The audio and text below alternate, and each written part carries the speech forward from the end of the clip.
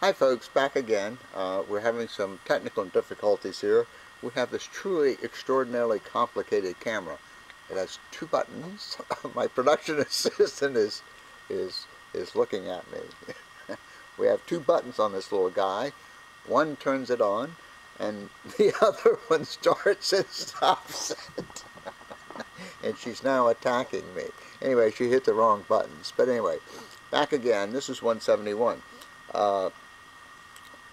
I may have mentioned before that in 2 or 3 segments back that when we're kids, we assume that people above us, so to speak, vice president knows more than everybody, the president knows what the vice president knows, and so on and so forth. Well, ideally, that would be pretty cool, but that is not the way it is. Now, I'm going to talk a little bit about a situation that I'm in. And somebody had written me and asked me what kind of work I do or whatever. I don't want to get into the specifics of it, but I have some things that are kind of interesting here. As far as, you know, the folks up there who are pulling the strings who influence what I do. Now, they call me a professional. And the U.S. Department of Labor, here's what it says a professional is. It says it's an employee, must be compensated, blah, blah, blah, not less than $4.55 a week.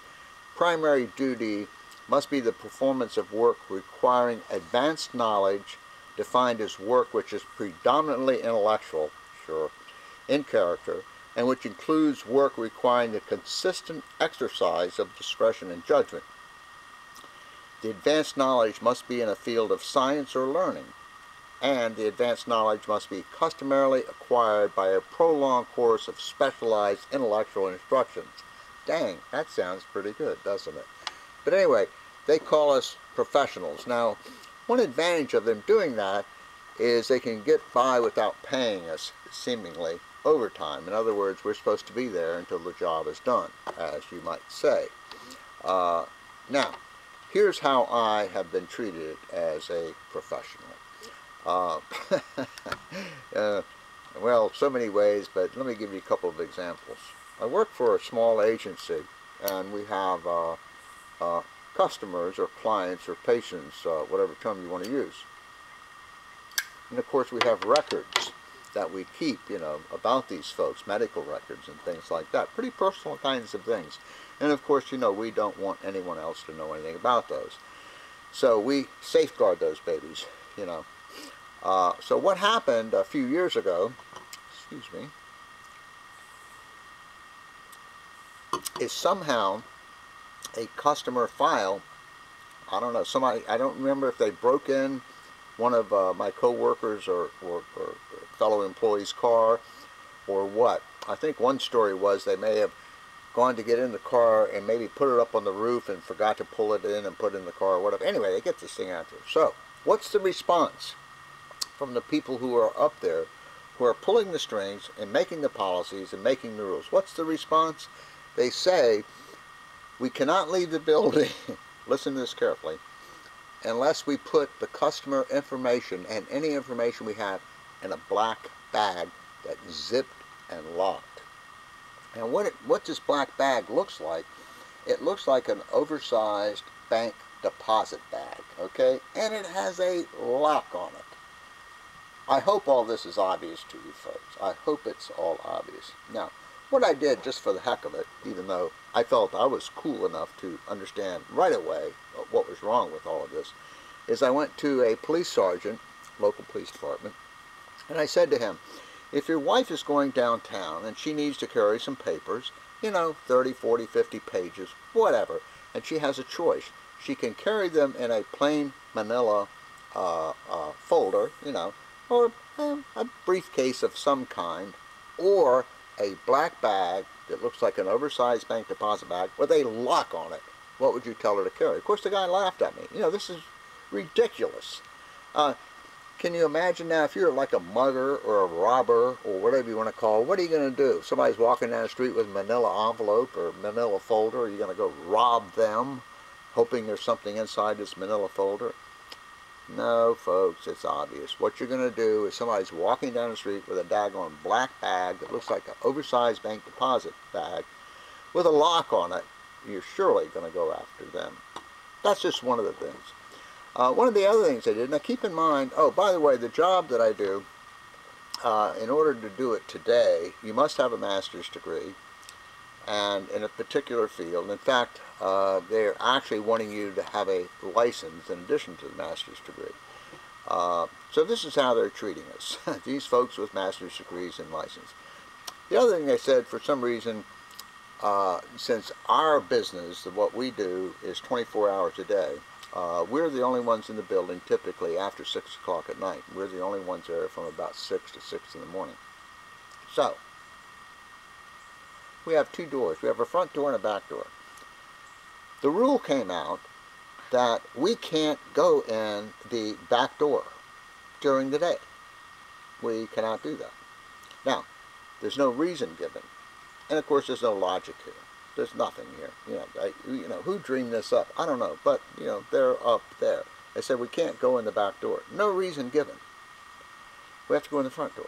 And most of it's parked in the back, because if we come in at 4 o'clock in the evening, we're going to end up going out the back door when we go home, you know, to get in our cars, which we park near the back door. But what they say is we have to walk all around the building, go in the front door.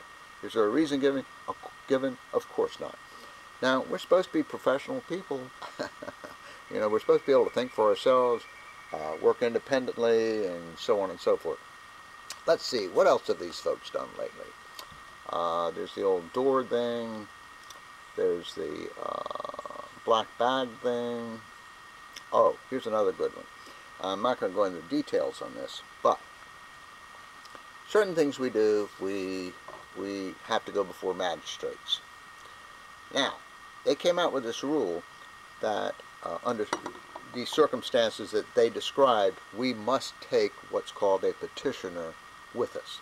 Now, the law doesn't say we're supposed to, and I don't know of other folks who are doing this, but they decided that we have to take a petitioner.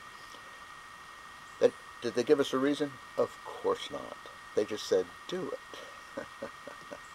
I mean, you know, you just wonder, who in the heck are these people and what's going on?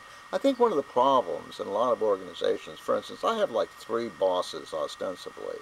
I have like the one who's around all the time. I've got the one who's in another building doing no telling what. And then there's one above her doing, well, I don't know. All these people do is they spend their days in meetings. They go to meetings. Now, from my perspective, down at the bottom of the heap, my job has not improved at all. In other words, they've been meeting. I've been in the same city for over 14 years. They've been meeting for 14 years. They meet day in, day out. All they do is meet. Nothing has gotten better in my job. Nothing. They just meet. Meet. And by the way, this is the same agency, not that this, you know, correlates or has anything to do with it, that had the employee for 12 years they've been paying who hasn't been to work. What am I working up here? I don't know. Actually, I went to the ECOC or whatever the heck that agency is, and I tried to see if this is a hostile work environment. I'm not sure if it's a hostile work environment from what would normally be thought to be a hostile work environment. I'm fumbling for words here. But surely, I mean, when people are asking you to do inane things on one hand, but on the other hand, they're telling you, hey, you've got to be highly trained to be able to go out there and function by yourself and make decisions independently. I mean, come on. What's wrong with these people? Really. The other thing, they decided the other day, and I'm not going to go into all the specifics of it, it's really not important. They decided the other day that they were going to give us new jobs to do in addition to the jobs we're doing now. And I keep referring to the GE light bulb experiment. Do any of you remember the GE light bulb experiment?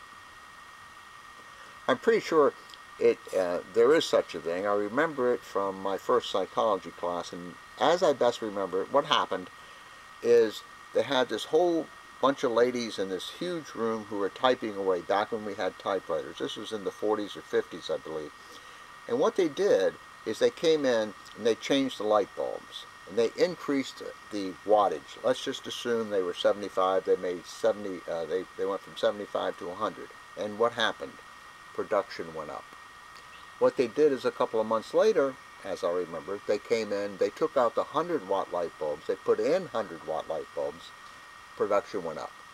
And what they concluded, rightly or wrongly, was that if employees feel as though you care about them, their production goes up, they're happier, and you have a better employee. Well, these folks who are pulling the strings in this agency obviously haven't a clue about any of this. They have not once come to us and said, gosh, here's what we're thinking of doing. What do you think? Now, whether they care what we think or not is really not important. It would just seem that they are really piss-poor managers, because what they're doing is they're just shoving this stuff down our throat without even asking us whether or not, we think we can do it, we have the time to do it, or just making suggestions about how to better do it. They don't do that. But they have a better one than that. Oh my gosh.